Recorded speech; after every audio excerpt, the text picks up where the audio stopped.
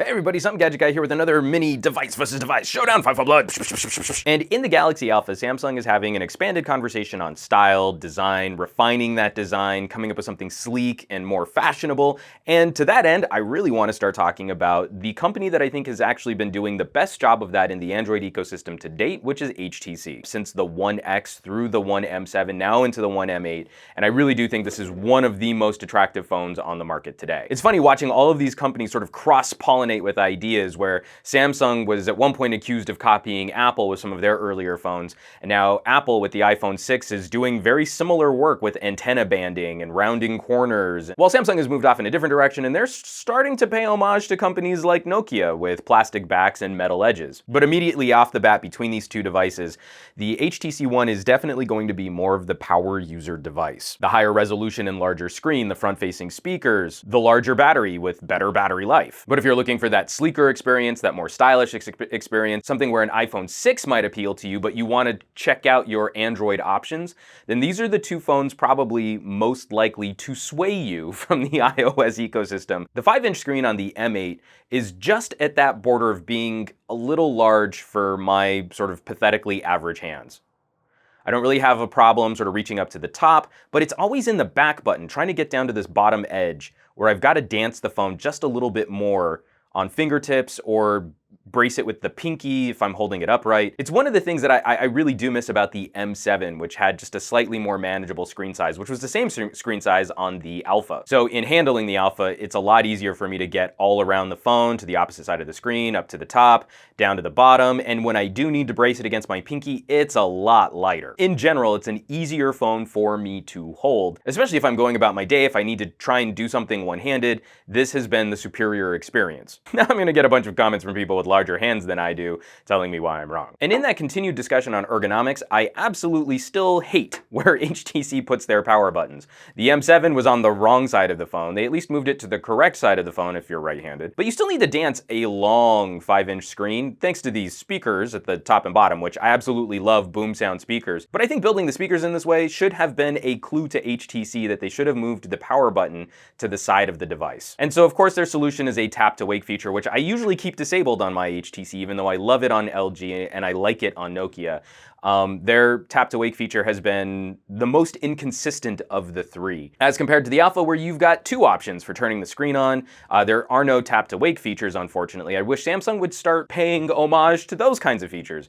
But you can easily hit this button here on your thumb, or depending on how you're holding it, you can also reach down to the bottom to hit the home button here, which will also turn the screen on. Very iPhone-like, but it works pretty well, especially considering that you've got 2 points of hardware contact where you can enable the screen. Cameras are another area where the Galaxy Alpha walks away with another victory. HTC, in doing their duo camera sensor here, opted against optical image stabilization, and I think that that's probably a commentary on how difficult it would be to stabilize stereo camera sensors and not end up with a blurry mess afterwards. And they really were focused on some of the fun features with the M8, like being able to software blur backgrounds or have depth of field transitions. And that's all really cool, but it doesn't really address the core photography or video experience from this phone. And while I don't have a problem with the lower resolution sensor, I do have issues when you don't improve the core experience of using that sensor. So the M8 camera I still think is good, but it lives in an era of amazing and excellent cameras. And the Galaxy Alpha is very good. The larger image sensor provides for a really pleasant background blur,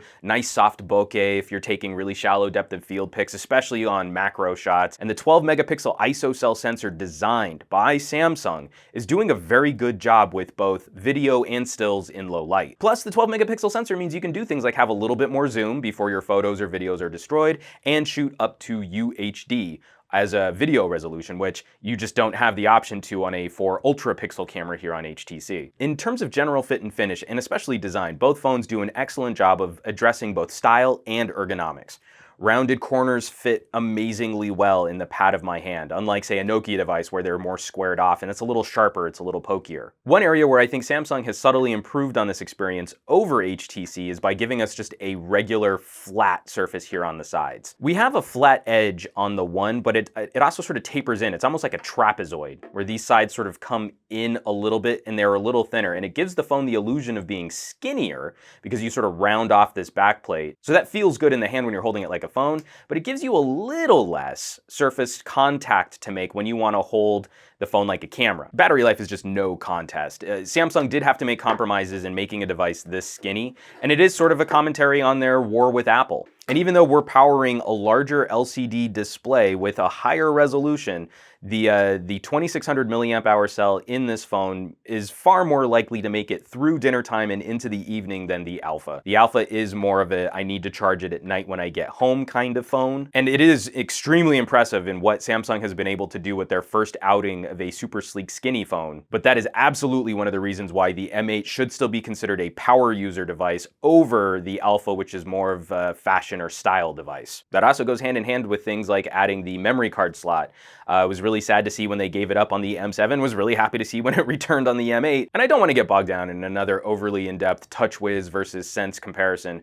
This has been one of the snappiest Samsungs I've ever used. In part, I think because you still have some premium guts in here with a nice CPU and a nice GPU, but it's only cranking a 720p screen, and I think that comes with a subtle performance advantage. I think HTC has done a better job of refining their UI, their skin overall, but in handling both of these phones, I think you'd be really hard-pressed to see a consistently clear advantage between one or the other. And again, I'm really sort of focusing that more on general UI performance, doing the basics, checking your email, engaging on social media, snapping some pictures, snapping some video. These phones go head-to-head really well. And this is a phone that feels a little sleeker and a little faster than previous Samsungs, especially the Galaxy S5. Plus, while I love HTC's build, I really still do like it when companies give us the ability to pop the back cover and get to the battery ourselves. And lastly, on fit and finish, Samsung has done an incredible job on addressing some of those other concerns that I've had in the details. You've heard me complain a lot about this on LG devices. They're the company I think has the most to catch up on. But finishing off the edges around a USB port, that's really clean, it looks really good, and then it feels good when you're plugging USB cables into your phone to charge it. Ditto the headphone jack on the top. We have a little bump where the phone sort of warps around that headphone jack, but we've got a nice metal beveled edge. It feels better centered. Opposite the headphone jack here on the M8, where it starts to cut into the very top edge of the phone. I really wish this headphone jack was centered. It's one of those things where I'm not OCD, but I could be over little details like that. For a phone that's so beautiful everywhere else, that sort of sticks out like a sore thumb to me. And then also the headphone jack just doesn't seem quite as nicely finished. Again, both of these phones way better than some of the other plasticky Android phones we've used, definitely better than the LG G3. And I think they both speak to a premium luxury car experience. But I've got to give a subtle nod to Samsung over some of these details on the Alpha that I think even HTC could learn some things from. And while the camera is really no contest between the Alpha and the HTC, we instantly flipped the conversation for the speakers. The speakers, it's absolutely no contest between the boom sound front firing speakers on the HTC One M8 and the bottom firing speaker on the Alpha. The one advantage you might have with the Alpha is when you put this in a pocket, the speaker can be firing up out of your pocket, whereas I usually keep the screen on the M8 resting against my thigh, which means audio is going into my thigh.